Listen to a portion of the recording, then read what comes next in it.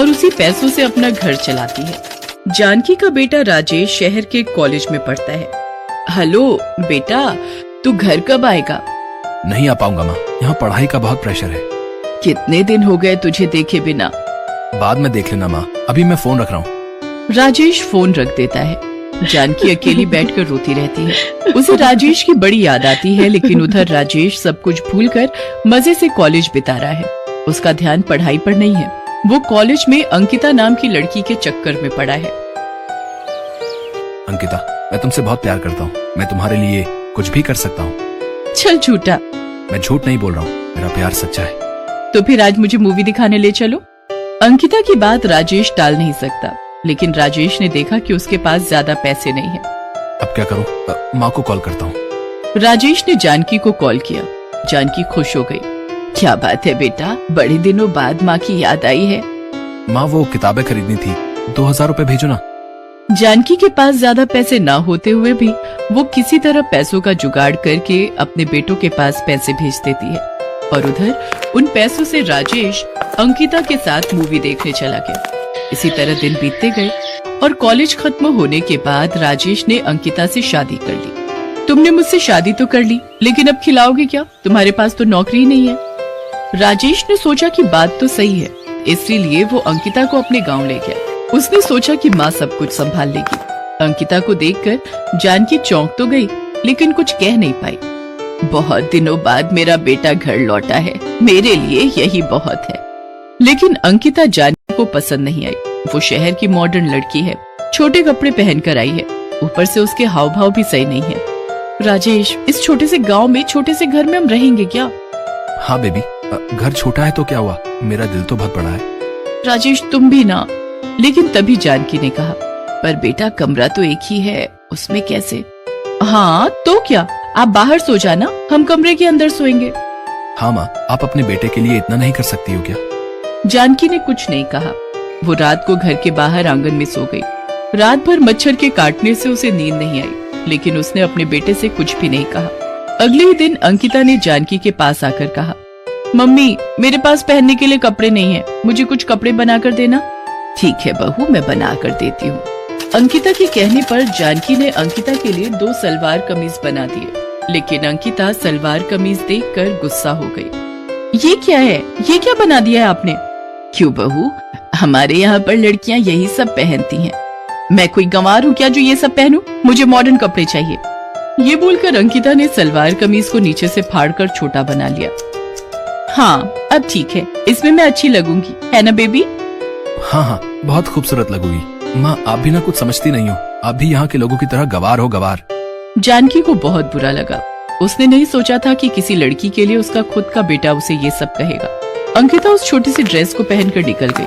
आसपास के सारे लोग मुड़ मुड़ कर देखने लगे और आपस में बातें करने लगे। अरे छी छी, ये क्या है? बहू को शर्म नाम की कोई चीज है कि नहीं? गांव के लोग जानकी के पास चले आए। देखिए जानकी बहन, आपको कुछ करना पड़ेगा, यहाँ ये सब नहीं चलेगा।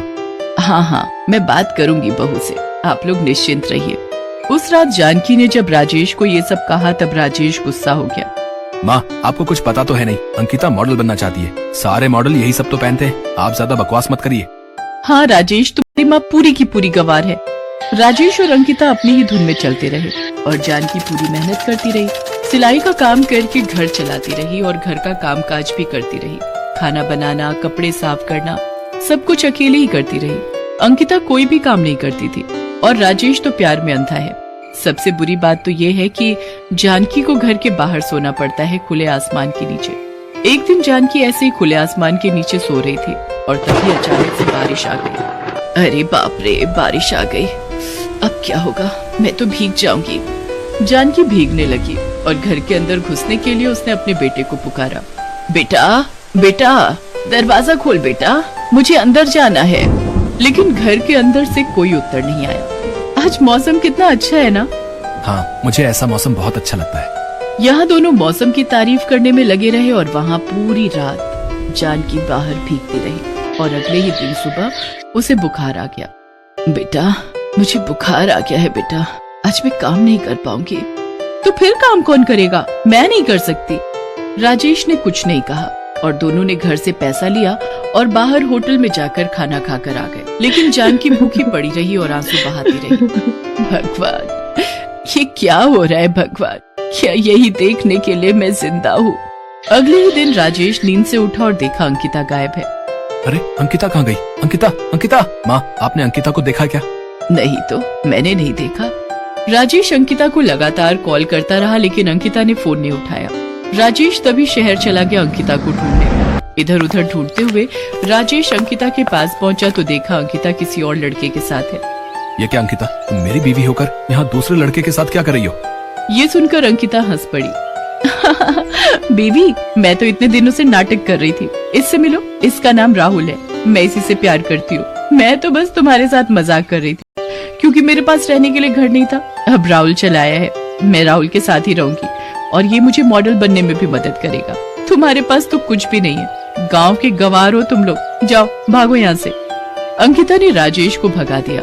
राजेश दुखी होकर इधर उधर भटकता रहा। अब मैं क्या करूँ? मैंने जिस पर इतना भरोसा किया उसी ने मुझे धोखा दे दिया। अब मेरा कौन है इस दुनिया में? माँ, मेरी माँ मुझे नहीं ठुकराएगी। ये सोचकर राजेश तुरंत गांव चला गया, लेकिन वहां जाकर उसने देखा कि उसकी माँ की मृत्यु हो गई है। आओ बेटा राजेश, आओ। जब अपनी बीवी के पीछे दुम हिला रहे थे तब तुम्हारी माँ बुखार के कारण तड़पते हुए चल बसी। राजेश अपनी माँ को पकड़कर रो पड़ा। माँ, मुझसे गलती हो गई है माँ, लौटाओ लौटाओ माँ। लेकिन अब कुछ नहीं हो सकता। जानकी का अंतिम संस्कार किया गया और राजेश अकेला घर पर रहने लगा। उस तरफ अंकिता उसकी जिंदगी के पहले फैशन शो में जाते हुए एक गाड़ी से टकराकर गिर पड़ी और उसकी एक टांग टूट गई। उसकी एक टांग काटनी पड़ी। उसका मॉडल बनने का सपना अधूरा रह गया। राहुल भी उसे छोड़कर चला गया। इस तरह जिंदगी ने उस